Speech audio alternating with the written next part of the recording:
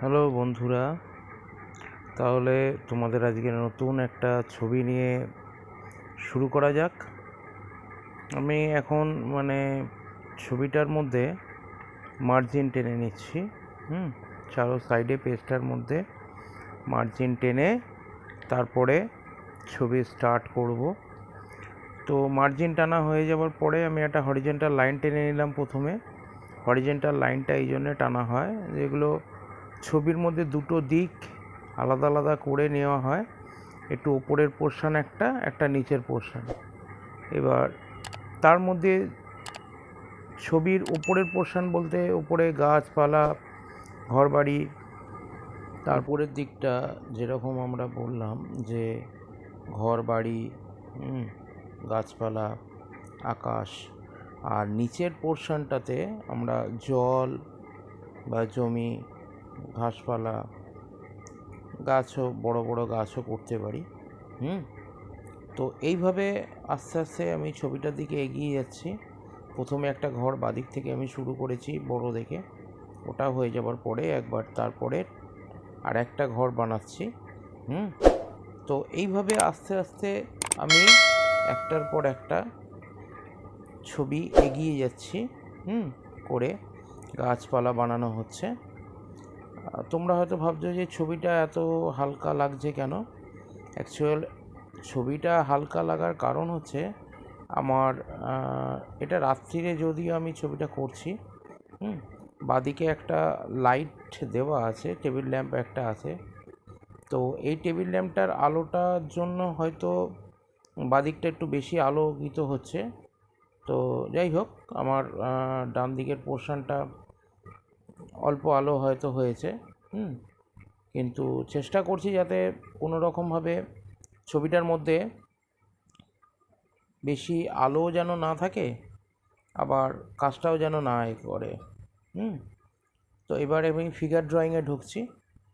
একটা মেয়ের ফিগার প্রথমে তৈরি করছি। তোমরা ছবিটা যখন কমপ্লিট হয়ে যাবে, ছবিটা দেখলে তোমরা বুঝতে পারবে। তোমাদের ছোটোবেলাকার কথা হয়তো একটু মনে পড়ে যেতে পারে, যারা গ্রামগঞ্জের দিকে থাকো বা শহর অঞ্চলেও অনেকে থাকো, তারাও দেখলে বুঝতে পারবে।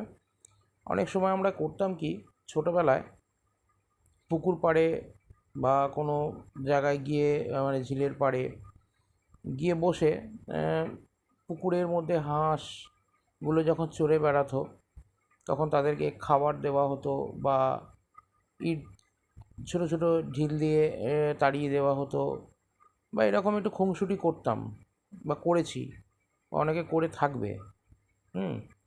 তো সেইগুলো নিয়েই ছবিটা তৈরি করা হচ্ছে। তো দেখতে থাকো তোমরা মোটামুটি। এবার প্রথমে একটা মেয়ের ছবি তৈরি করে নিচ্ছি। এখানে একটি ছোট ছেলে এবং একটি ছোট মেয়ের ফিগার ড্রয়িং দিয়ে ছবিটা তৈরি করছি, বিষয়বস্তুটা তুলে ধরছি। গল্পটা আমি একটুখানি শুনিয়ে দিলাম তোমাদেরকে। তো এইভাবে গল্প নিয়ে এক একটা করে ছবি তৈরি করতে হয়। টপিক বা বিষয়বস্তু থাকে, সেইগুলোর ওপরেই ছবিগুলো তৈরি করা হয়।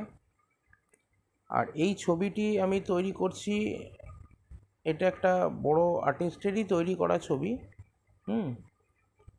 তো সে বইটি আমার কাছে আছে। সে বইটি অনেক পুরানো বই।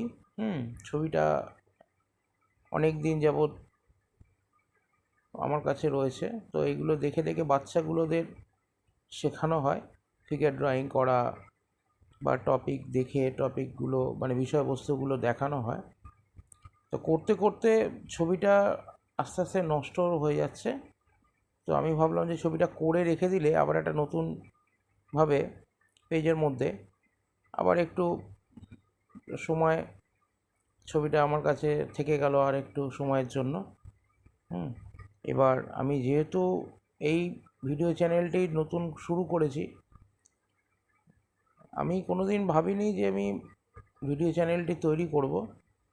একদিন আমার আগের ছবি হয়তো তোমরা দেখে থাকবে, পার্ট 1-এর। সেখানে আমার নিজের 1 বছরের মেয়ের একটা ছবি পোর্ট্রেট করে ছেড়েছি।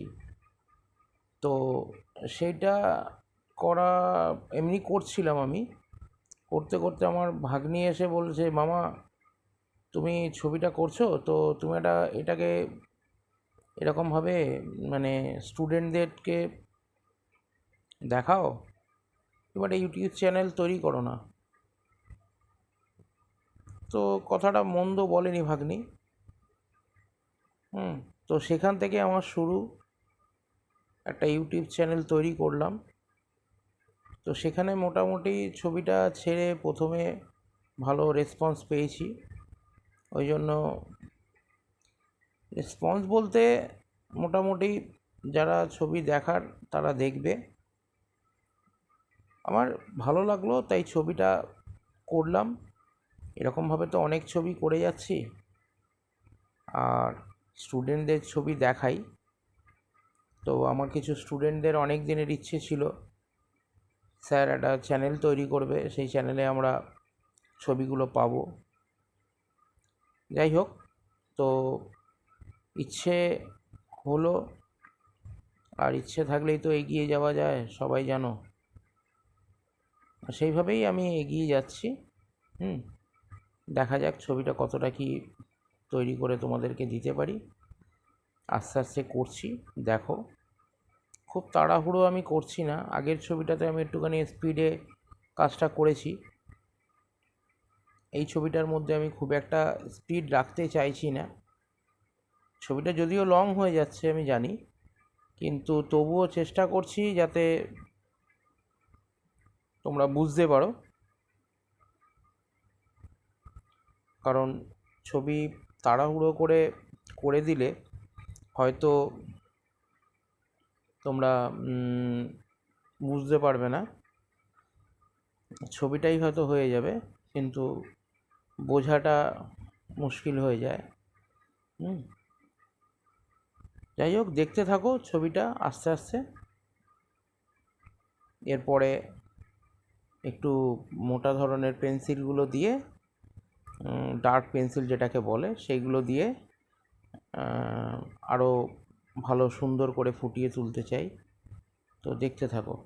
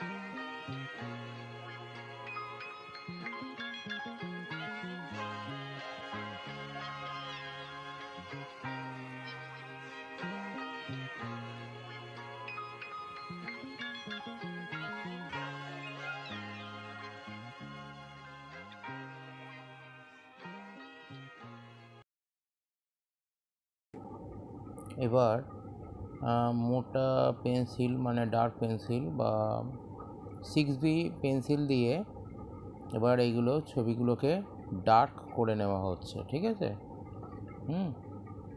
তো কিভাবে করছি দেখতে থাকো। কোন দিকে আলোটা পড়ছে, সূর্যের আলো পড়ছে, তার উল্টো সাইডে বা তার অপোজিট সাইডে ডার্ক হবে। তো এখানে বলা হচ্ছে যে শুধু যে 4B, 6B, 10B যে যেরকমভাবে ইউজ করতে পারো। আমি এখানে 6B পেন্সিল নিয়েই কাজটা করছি। আসলে পেজটার তলাতে একটু প্রবলেম হচ্ছিল, যার জন্য তলায় একটু 2-3টে পেপার নিয়ে নিলাম আমি, যাতে পেজটার মধ্যে কোনো রকম অসুবিধা না হয়।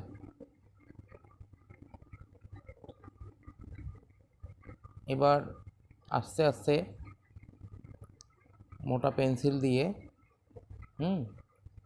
ডার্ক পেন্সিল দিয়ে টোনগুলো দেওয়া হচ্ছে বা শেডিংগুলো করা হচ্ছে।